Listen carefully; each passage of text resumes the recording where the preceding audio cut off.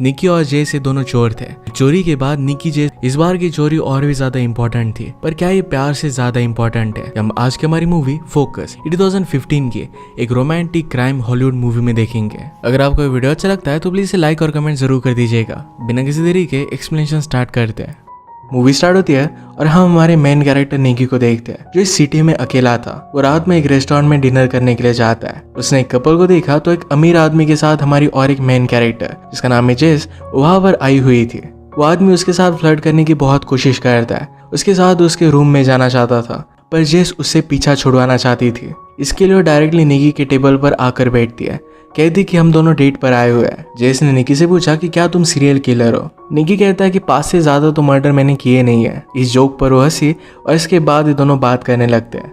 Slowly in दोनों में बात आगे बढ़ी। जेस ने निकी को अपने रूम में इन्वाइट किया, वहां पर वो इंटीमेट होने लग गए। अचानक से एक आदमी वहां पर गन लेकर आता है। जेस कहती कि मेरा हस्बैंड है। वो डायरेक्टली निकी पर गन लगाकर उसे धमका रहा था। निकी कहता है कि तुम्हें मुझे मार डालना चाहिए, वैसे भी मुझे कैंसर है। उनका मजाक लेने लग गया क्योंकि निकी को पता चल चुका था ये सिर्फ एक स्कैम है। उन्हें कहता है कि मेरी पैंट्स नीचे गिरने के बाद तुम्हें आना चाहिए था तो पावरफुल बन जाता, कभी भी अपने एक्ट को ड्रॉप नहीं करना चाहिए। जेस एम्बैरस हो गए और निकी फिर वहां से चला जाता है। वो जब बाहर जा रही थी तो निकी उसके पीछे आता है, कहता है कि तुम्हें केयरफुल रहना चाहिए कि कौन तुम्हारा पीछा कर रहा है। उसे कॉफी के लिए पूछता है। जेस ने पूछा कि तुम एक्चुअल में करते क्या हो? निकी कहता है कि मेरा काम भी तुम्हारे ही जैसा है, पर वो हर टाइप का स्कैम करता है। जब वो छोटा था तब से ये सब काम करता आ रहा है क्योंकि उसके ग्रैंडफादर भी यही सब करते थे।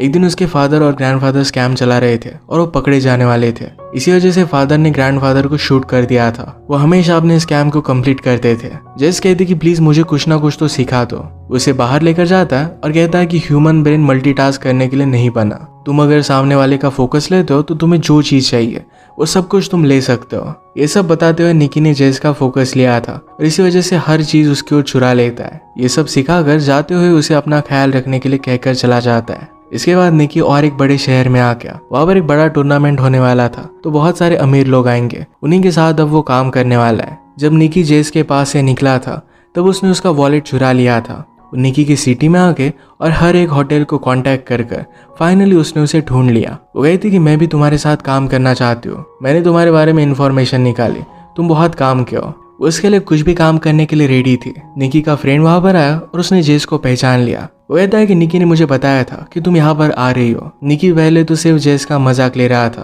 उसे पता था कि वो यहाँ पर आएगी। इसके बाद जेस का टेस्ट लेने के लिए स्ट्रीट पर उसे लेकर आते हैं। उनकी बहुत सारी लोगों की टीम थी, उनमें से एक लोगों को डिस्ट्रैक्ट करता था और बाकी लोग चीजें चुरा लेते थे। एक फोटोग्राफर ने जेस से एड्रेस पूछा तो नीचे से उसका लेंस उन्होंने निकाल लिया। ऐसे अलग अलग बहुत सारी चीजें वो चुरा रहे थे। जेस अकेले में भी इजी चीजें चुरा रही थी। निकी उससे इम्प्रेस्ड हो गया और उसे अपनी टीम में ले लेता है। उसने कहा कि सिटी में बहुत बड़े गेम चल रहे हैं, यहाँ पर हर किसी के पास बहुत सारे पैसे होंगे। वो अलग अलग जगह पर लोगों को डिस्ट्रैक्ट कर वहां से चोरी करते हैं। या अगर कार्ड्स का गेम है तो कैमरे लगाकर उसमें वो चीट कर देते हैं। कसिनो में वेटरेज जब कार्ड लेकर जाती है तो उसमें से सारी इन्फॉर्मेशन निकाल लेते हैं। कार्ड वो कस्टमर को वापस कर देते हैं और इस वजह से ट्रांजैक्शन के बारे में उसे पता नहीं चलता। इस सब में निकी का और एक फ्रेंड उन्हें हेल्प करता था, इसका नाम था फरहाद। वो निकी से मिला और जेस को देखकर कहता कि क्या तुम इसके साथ इंटीमेट होने वाले हो? निकी कहती कि मैं यहाँ पर ही बैठी हूँ, तुम ऐसे बात कैसे कर सकते हो? फरहाद ने कहा कि अगर मेरा चांस होता तुम्हें जाने नहीं देता।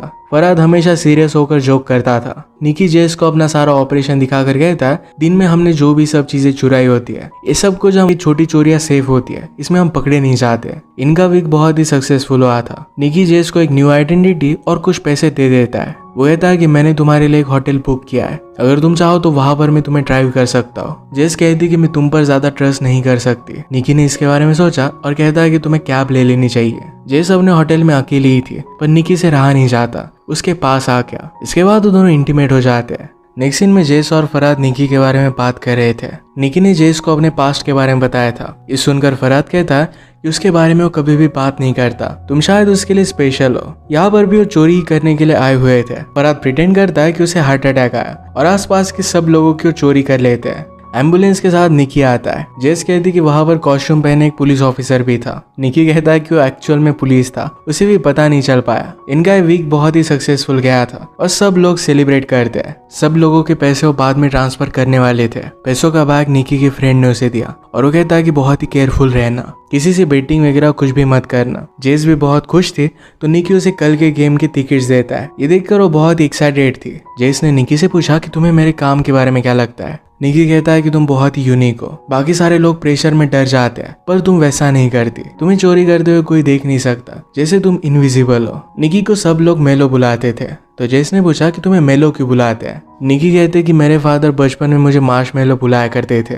उन्हें लगता था कि इन सब कामों के लिए मैं बना नहीं हूँ। उसे उसका नाम अच्छा नहीं लगता। अगले दिन वो दोनों फुटबॉल देखने के लिए गए। जेस ने निकी से कहा कि मुझे फुटबॉल थोड़ा सा भी पसंद नहीं आता। निकी ने कहा कि तुम्हें मुझे पहले बताना चाहिए था, पर फिर भी हम मजे कर सकते हैं। एक हॉट डॉग सेल करने वाले आदमी को देखकर हो गया था कि वो कभी भी कैच पकड़ नहीं पाएगा। उसे बहुत टाइम से देख रहा था। वो इस बात पर बेट लगाते हैं और निकी जीत जाता है। जेस ने भी एक हेल्दी आदमी को देखकर कहा कि वो उठने नहीं वाला क्योंकि वो बहुत ही ज्यादा ड्रंक है। इनकी ये सब बेटिंग जब चल रही थी तो एक बहुत ही रिच मिलियनियर जिसका नाम है लियोन इन्हें देख रहा था। वो कहता है कि मुझे भी आपके साथ बेटिंग करनी है। एक लड़की वहां से जा रही थी और इसे कितने लोग मुड़कर देखेंगे, इस पर वो बेट लगाता है। ये बेट जेस जीत गई थी। इसके बाद अलग अलग चीजों पर निकी और लियोन ने बेट लगाने लग गए। पहली एक दो बेट तो निकी जीत जाता है पर वो एक बड़ी बेट हार गया। वहां से जाने लग गया पर लियोन कहता है कि मुझे वो पैसे फिर से विन करने का एक चांस चाहिए। इनकी बेट $10,000 तक पहुंच गई थी और इसमें निकी हार जाता है। निकी को इस बात से गुस्सा आ गया और इस बेट को डबल कर देता है।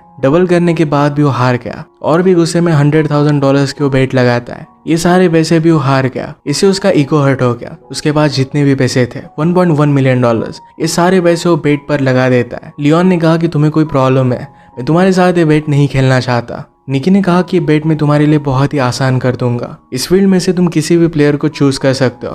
तुमने जो प्लेयर चूज किया है उसका नंबर मैं गेस करूंगा। लियोन अब भी इसके लिए मान नहीं रहा था तो निकी कहता है कि मेरी गर्लफ्रेंड इसे गेस करेगी। लियोन खुश हो गया और उसने एक नंबर चूज किया। जेस बहुत ही ज्यादा टेंशन में आ जाती है। वो कहती कि इसमें मेरे भी पैसे हैं। निकी उसे चूज करने के लिए जबरदस्ती करता है। वो डर डर कर हर एक प्लेयर को देखने लग गए और प्लेयर्स में निकी का फ्रेंड फरहाद था। उसका नंबर बता देती है। लियोन बिलीव नहीं कर पाता कि उन्होंने सही से गेस कर लिया। बेट के सारे पैसे लेकर निकी और जेस वहां से निकल जाते हैं। जेस बिलीव नहीं कर पाती कि निकी ने एक्चुअल में कर दिखाया है। उसे तो इस कॉन के बारे में कुछ भी पता ही नहीं था। उसे पूछती कि तुम्हें कैसे पता था कि वो फरहाद का ही नंबर चूज करेगा। निकी कहता है कि सुबह से हम उसके पीछे थे। वो जिस भी जगह पर जाता था वहां पर 55 नंबर ही दिखता था। उसने दिन भर फरहाद का पोस्टर भी देखा था। उसने इन सब चीजों पर ध्यान नहीं दिया पर इस सब कुछ उसके सबकॉन्शियस में था। जब उसने फील्ड पर 55 नंबर देखा और फरहाद का फेस भी फेमिलियर था तो उसने उसे चूज कर लिया। जेस कहती कि तुम्हें मुझे सब कुछ बता देना चाहिए था। निकी कहता है कि अगर तुम्हें पता होता तो शायद लियोन को तुम पर बिलीव नहीं होता। ये तुम्हारे लिए सरप्राइज ही बहुत ही अच्छा था। वो बहुत खुश थी पर निकी ने गाड़ी को रोक दिया। वो उसे हक करता है और गाड़ी में बैठकर दूसरी गाड़ी में वो चला गया। इस चोरी के लिए निकी ने जेस के साथ भी प्यार का सिर्फ नाटक ही किया था। इस बात से जेस को बहुत बुरा लगता है। इसके बाद हम देखते हैं कि 4 साल गुजर चुके हैं। निकी एक रेस ट्रैक पर था। वहां पर एक टीम का ओनर जिसका नाम है गारिका उस पर नजर रख रहा था। वो निकी के साथ काम करना चाहता था पर उसका बॉडीगार्ड ओवेंस इसके लिए उसे मना करता है। गारिका इस बात के लिए नहीं मानता। वो निकी को मीटिंग के लिए बुलाता है और कहता है कि मेरे पास एक स्पेशल फ्यूल है जो हर कोई चाहता है। इससे मैं रेस तो जीत जाऊंगा पर मुझे कंफर्म होना है। वो अपने कंपटीटर्स को एक घटिया फ्यूल देकर फंसाना चाहता था। इसके लिए निकी की हेल्प चाहता है। निकी अपने रेट्स बताता है और कहता है कि एक पार्टी रखना। उस पार्टी में प्रिटेंड करूंगा कि मैं तुम्हारा इंजीनियर हूँ और हम दोनों में झगड़ा हो गया है। मैं तुम्हें पंच कर चला जाऊंगा। इसके बाद तुम्हारी ओपोनेंट टीम मेरे पास आएगी। वो मुझसे तुम्हारी फ्यूल का फॉर्मूला मांगेंगे। मैं उन्हें एक फेक फॉर्मूला दूंगा,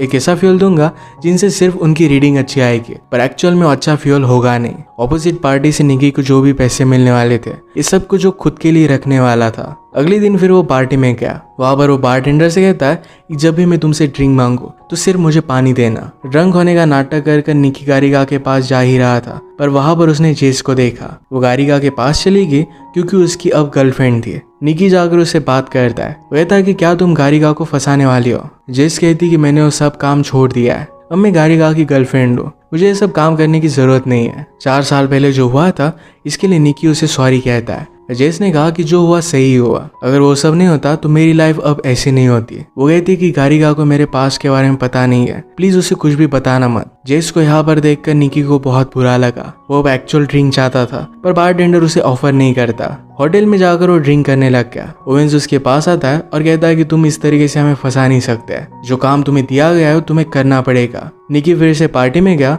और रियल में सारा गुस्सा गार्गिया पर निकाल देता है। उसे बॉडीगार्ड्स बाहर फेंक देते हैं। ऑपोजिट टीम का एक आदमी उनके पास आया, कहता है कि कल हमारे साथ मीटिंग करना। उनकी प्लान की फर्स्ट स्टेप सक्सेसफुल हो गई थी। ऑपोजिट टीम ओनर से निकी ने $3 मिलियन मांगे। ओनर कहता है कि मुझे पहले प्रूफ देखना पड़ेगा, उसी के बाद मैं पे कर सकता हूँ। नीचे जेस गार्गिया के साथ फ्लर्ट कर रही थी। ये देखकर निकी जरा डिस्टर्ब हो रहा था। ओनर जेस को देखता है और उसके बारे में गलत चीजें बोलने लग गया। निकी को अच्छा नहीं लगता। मीटिंग के बाद निकी जेस के पास चला गया। जेस पूछती कि कल रात तुमने जो किया क्या वो मेरे लिए कर रहे थे। निकी कहता है कि मैं गार्गिया के साथ काम कर रहा हूँ, तुम्हें उस पर ट्रस्ट नहीं करना चाहिए। जेस कहते कि हम दोनों साथ में नहीं दिख सकते, अगर गार्गिया को पता चला तो बहुत ही जेलस हो जाएगा। नेक्स्ट सीन में निकी ने ऑपोजिट टीम की ओनर को फ्यूल दिखाया जो उसकी रीडिंग में बहुत ही अच्छा आ रहा था। ओनर बहुत ही खुश हो जाता है। जेस जब शॉपिंग कर रही थी तो उसने देखा कि एक लेडी का पर्स नीचे गिर गया और वो बस में चढ़ गई। ये पर्स वो रिटर्न करने के लिए उस एड्रेस पर पहुंचती है। एक्चुअल में यह सब निकी का ही प्लान था ताकि वो शांति से जेस से बात कर सके। जेस कहती कि मैं तुम्हारे बारे में सोच रही थी, अगर हम अभी के अभी यहाँ से भाग जाते तो सब कुछ ठीक हो सकता है। निकी कहता है कि मैं तुम्हारे लिए सब कुछ करने के लिए रेडी हूँ, तुम जो चाहोगी वही होगा, मैं हमेशा तुम्हें सेफ रखूंगा। जेस ने कहा कि तुमने मुझे बहुत कुछ चीजें सिखाई है, अभी अभी मैंने तुमसे पूरी तरीके से झूठ बोला और तुम पकड़ भी नहीं पाए। उसका मजाक उड़ाकर वहां से चली जाती है। इस कॉन में हेल्प करने के लिए निकी फराद को बुला लेता है। फराद घूमते घूमते जेस से मिला। जेस उसे देखकर बहुत ही एक्साइटेड थी। फराद कहता है कि निकी ने कुछ भी किया हो पर वो मेरा फ्रेंड है, वो सचमुच में तुमसे बहुत प्यार करता है। 4 साल पहले जब उसने तुम्हें छोड़ा था उसके बाद ज्यादा काम वो कर नहीं पाया। हमारे चोरी के सामान में जो नेकलेस तुम्हें पसंद आया था वो भी उसने संभाल कर रखा था। जेस इन सब बातों पर सोचती है और फिर वो निकी से मिलने के लिए आई। निकी ने कहा कि लास्ट टाइम के बाद मुझे बहुत बुरा लगा था, मेरे फादर के साथ भी रिलेशनशिप को रिपेयर करने का मैंने ट्राई किया। मैं किसी को कुछ भी चीज कन्विंस कर सकता हूँ पर मैं तुम्हें कन्विंस करना चाहता हूँ कि मैं तुमसे बहुत प्यार करता हूँ। जेस कहती कि मैं कभी भी बता नहीं सकती कि तुम झूठ बोल रहे हो या फिर सच बोल रहे हो। वो अपनी गार्गिया के साथ रिलेशनशिप को बर्बाद नहीं करना चाहती थी और इसी वजह से वहां से चली गई। गार्गिया के आदमी उसे देख रहे थे और वहां से लेकर चले जाते हैं। रात में जब निकी घर पर आया तो जेस उसके रूम के बाहर खड़ी थी। उसे चोट आई हुई थी, ऐसा लग रहा था कि उसे किसी ने मारा हुआ है। निकी उसे पूछता है कि क्या ये गार्गिया ने किया। जेस कहती कि मैं इसके बारे में बात नहीं करना चाहती। इसके बाद वो डायरेक्टली इंटीमेट हो जाते हैं। सुबह निकी उसे कहता है कि आज रात 7 बजे मैं यहाँ से जा रहा हूँ, प्लीज मेरे साथ चलो। जेस कहती कि क्या मैं तुम पर ट्रस्ट कर सकती हूँ। निकी कहता है कि हमारे जो भी इश्यूज है हम इन सब को सॉल्व करेंगे, पर वो उसके साथ ही रहना चाहता है। अचानक से वहां पर ओवेंस आ गया। जेस घर में छुप जाती है पर ओवेंस उसे हर जगह पर ढूंढने लग गया। फाइनली वो बैल्कनी में छुप कर अलग बैल्कनी में चली जाती है। निकी फिर आज जाकर ऑपोजिट टीम के ओनर को फ्यूल का फॉर्मूला देकर आता है। वो बहुत ही खुश था क्योंकि अब वो जीत जाएगा, पर यही फॉर्मूला निकी ने हर एक टीम को बेचा था। उसके पास टोटल $27 मिलियन आ जाते हैं। 7 बजे घर आकर वो जेस का वेट करने लग गया। वो बहुत डरने लग जाता है। वो निकलने लग गया पर फाइनली जेस वहां पर पहुंच गई। पैरेलल में हम ऑपोजिट टीम के ओनर के बॉडीगार्ड को देखते हैं। वो रेडी हो गया और जोर से गाड़ी निकी की गाड़ी को टकरा देता है। सारी चीजें उसने गार्गिया को बता दी थी। एक्चुअल में बॉडीगार्ड गार्गिया के लिए काम करता था। गार्गिया को पता चल गया कि उसके फ्यूल का एक्चुअल फॉर्मूला निकी ने सेल कर दिया है। निकी कहता है कि तुम कॉन मैन को हायर करोगे तो ऐसा ही होगा। गार्गिया ने पूछा कि तुमने मेरा फॉर्मूला चुराया कैसे था, इसके अराउंड बहुत ही ज्यादा सिक्योरिटी है। निकी बता नहीं रहा था तो जेस को हर्ट करने लग गया। निकी कहता है कि मैंने जेस को यूज किया, मैं उसके करीब गया और उसे बिलीव करवाया कि वो मुझसे प्यार करती है। वो नेकलेस मैंने उसे दिया ताकि वो तुम्हारे पास आ जाए। जैसे वो तुम्हारे रूम में चली गई तो वहां से एक सिग्नल ट्रांसमिट हुआ और मुझे तुम्हारा सारा डेटा मिल गया। ये सब सुनकर गार्गिया हंसने लग जाता है। कहता है कि मुझे फिर से एक बुलशिट स्टोरी तुम सुना रहे हो। जेस कहती कि मैं उसकी गर्लफ्रेंड नहीं हूँ, मैं सिर्फ तुम्हें जेलस फील कराने के लिए उसके पास घूम रही थी। गार्गिया के पास 1.5 करोड़ रुपीस का एक वॉच भी था, ये भी उसे चाहिए था। निकी कहता है कि तुम अब भी वॉचेस क्यों चुरा रही हो। निकी समझ गया कि अब वो मारा जाएगा। वो कहता है कि मैं सब कुछ सच बताकर ही मरना चाहता हूँ। वो और एक स्टोरी बताने लग गया। इस बात से ओवेन गुस्सा हो जाता है और उसने डायरेक्टली उसे शूट कर दिया। ये देखकर गार्गिया डर गया। वो कहता है कि ये सारी सिचुएशन आउट ऑफ कंट्रोल हो गई। वो ओवेन को कहता है कि सारी सिचुएशन को हैंडल कर लो। जेस को बहुत बुरा लगता है, वो वही की वही रोने लग गई। गार्गिया के जाने के बाद ओवेन्स मेडिकल किट निकाल लेता है। वो कहता है कि ये सब हमारे ही प्लान था। उसने ऐसी जगह पर गोली चलाई थी जिससे निकी बच सकता है। ओवेंस ने निकी के लंग्स में से ब्लड निकाला और निकी फिर से ब्रीथ करने लग गया। हमें इनकी बातों से पता चलता है कि ओवेंस एक्चुअल में निकी के फादर थे। वो कहते कि मैं 3 साल से इस जॉब पर काम कर रहा था, पर तुम जेस के लिए सब कुछ दांव पर लगाने के लिए रेडी थे। निकी अपने फादर को बहुत हेट करता था क्योंकि बचपन में उसे छोड़कर चले गए थे। ओवेंस कहते कि मैं तुम्हें छोड़कर चला गया क्योंकि मुझे पता है कि इस काम में किसी से प्यार करना ये सिर्फ एक कमजोरी होती है। मुझे जैसा लगा था तुम वैसे ही निकले। तुम दिल के एक अच्छे आदमी हो और तुम प्यार कर बैठे। एज अ पनिशमेंट वो सारे पैसे लेकर निकल जाते हैं। कहते कि क्रिसमस में मिलते हैं। उन्होंने उसे हॉस्पिटल पर ड्रॉप कर दिया था। निकी जेस से पूछता है कि अब हम क्या करेंगे। जेस कहती है कि हमें वरी करने की कोई भी जरूरत नहीं है। उसके हाथ में गार्गिया का वॉच हम देख सकते हैं जो 1.5 करोड़ रुपीस का था। इसी के साथ ही मूवी एंड हो जाती है। अगर आपको एक्सप्लेनेशन अच्छा लगा तो प्लीज इसे लाइक और कमेंट जरूर कर दीजिएगा। बहुत सारी मूवीज लेकर आता रहता हूँ तो प्लीज चैनल को सब्सक्राइब कर दीजिए और बेल नोटिफिकेशन आइकन दबाना मत भूलिएगा। हम फिर से मिलेंगे और एक नई मूवी के साथ। तब तक के लिए थैंक यू और आप अपने आप का ख्याल रखिए।